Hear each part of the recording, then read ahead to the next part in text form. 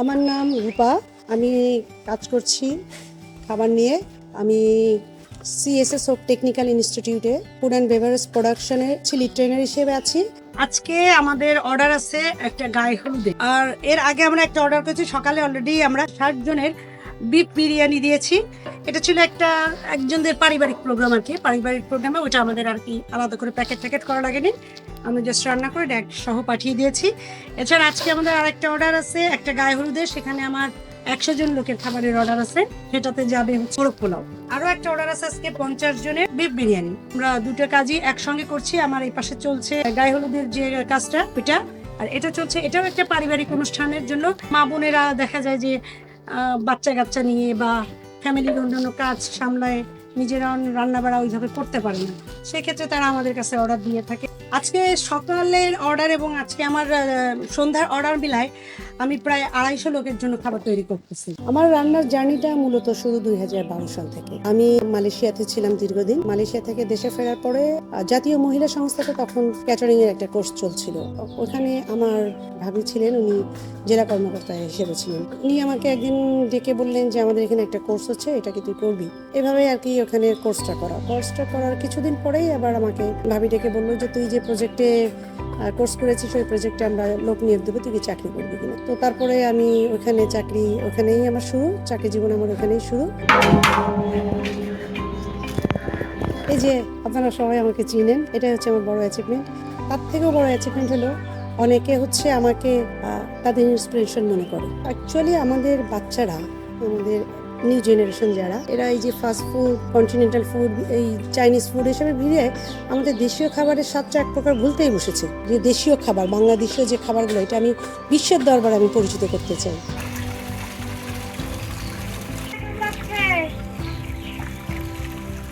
একটা কথা আছে কিন্তু যে আমরা নারী, আমরাই পারি। তো নারীরা অ্যাকচুয়ালি পারে না এমন কোনো কাজ নেই। চেষ্টা করলে নারীরা সব করতে পারে। আর কাজ করার জন্য যে শুধুমাত্র বাইরেই বের হতে হবে, বাইরে বের না হলে কাজ করা যাবে না, এটা কিন্তু আসলে ভুল কথা। আমরা কিন্তু ঘরে বসে কাজ করছি, শুধু আমি না, খুলনাতে আমার মতো আরো অনেকেই আছে যারা এই ঘরে বসে ফুড বিজনেস করে তারা খুব ভালো অবস্থানে আছে এবং ভালোভাবে তারা নিজেদেরকে পরিচালনা করছে। তো নারীরা শুধু ঘরে বসে না থেকে এগিয়ে আসেন, পুরুষের পাশাপাশি আপনারাও কাজ করেন, আপনারাও তাদের পাশে দাঁড়ান। কিছু কিছু অফিস আছে, যেমন খুলনাতে কিছু সরকারি অফিস আছে যারা আমার রেগুলার আমার খাবার নেয়। যেমন এর ভিতরে খুলনা ডিসি অফিস আছে, ওজো পাটিকো আছে, জেলা পরিষদ আছে, বিসিক আছে এবং কিছু ব্যাংক আছে। সাধারণত এই ধরনের খাবার ছাড়াও আমি কিন্তু দুপুরের যে লাঞ্চ প্যাকেজটা বিভিন্ন অফিসে, যেমন কয়েকটা ব্যাংক আছে, UCB bank, south east bank, তারপরে অগ্রণী ব্যাংক, এসআইবিএল ব্যাংক, এই ব্যাংকগুলোতে কিন্তু আমার প্রতিদিনই দুপুরের লাঞ্চ প্যাকেজটা যায়। 2015 সালে আমি বিসিকের যে মেলা হয়, প্রতি বছর 2টা মেলা হয় বিসিকে, ওই বিসিক মেলাতে আমার ইনভেস্ট ছিল 1800 টাকা এবং প্রথম মেলাতে আমি লস করি 2800 টাকা। তারপরেও আমি আসলে মেলা কন্টিনিউ করতে থাকি, চলতে থাকে। এরপরে 2017 সালে আমার এক স্টুডেন্ট আমাকে বলে যে আপু, ফুড ব্লগার নামে এরকম একটা পেজ আছে, তারা একটা মেলার আয়োজন করছে। মেলাটা ছিল মূলত ওদের পিঠা উৎসব। তো তখন আমি ইন্টারেস্টেড হই এবং ওই সময় স্টল ভাড়া ছিল মাত্র 1000 টাকা। ওইটাই আমার প্রথম মেলা, যে মেলাতে আমি লাভের মুখ দেখি। এর আগে আমি 15 সাল থেকে 17 সাল পর্যন্ত যতগুলো মেলা করেছিলাম, আমি কোনো মেলাতে কিন্তু সেভাবে লাভ করতে পারি নাই। তারপর আমি থেমে থাকি নাই। কিন্তু ফুড ব্লগারের ওই মেলাটাতে আমরা ইনভেস্ট করেছিলাম 7000 টাকা। আমাদের টোটাল 3 দিনে বেচা কেনা হয়েছিল 19,000।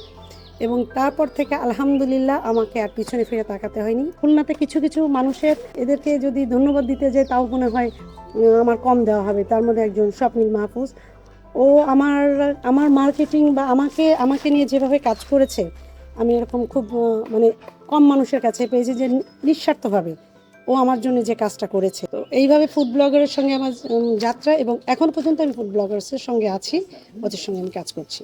আমি হাইয়েস্ট কাজ করেছি 1200 লোকের কাজ একসঙ্গে করেছি। এটা ছিল একটা ব্যাংকের ক্লোজিং এর জন্য। এছাড়াও আমি প্রায় 2-2,500 লোকের খাবার একসঙ্গে করতে পারবো, সেরকম ব্যবস্থা আমার আছে। আপনারা হয়তো দেখছেন যে আমার বাসার কিন্তু এরিয়াটা অনেক বড়, এখানে আমার কাজ করতেও সুবিধা হয়, অসুবিধা হয় না। তাছাড়া আমাদের নিজেদেরও ডেকোরেটর আছে, যার কারণে আমার আমার এই কাজের ক্ষেত্রে আমি অনেক সুযোগ সুবিধাগুলো এখান থেকে আমি পেয়ে থাকি। আমার কিন্তু ওই যে রান্না করার জন্য আলাদা কোনো স্পেস ভাড়াও নেওয়া লাগে না, বা আমার কোনো কিছু আলাদা করে আনা লাগবে না। আমার বাসাতেই যথেষ্ট পরিমাণ জায়গা আছে। ফুড ব্লগার্স এর জন্মলগ্ন থেকে এখনো পর্যন্ত আমি ফুড ব্লগার্স এর সঙ্গে আছি এবং আশা করি আমি আগামীতেও ওদের সঙ্গে, আমি যতদিন আছি, রূপার রান্নাঘর যতদিন আছে, ইনশাল্লাহ আমি ফুড ব্লগার্স এর সঙ্গে থাকবো।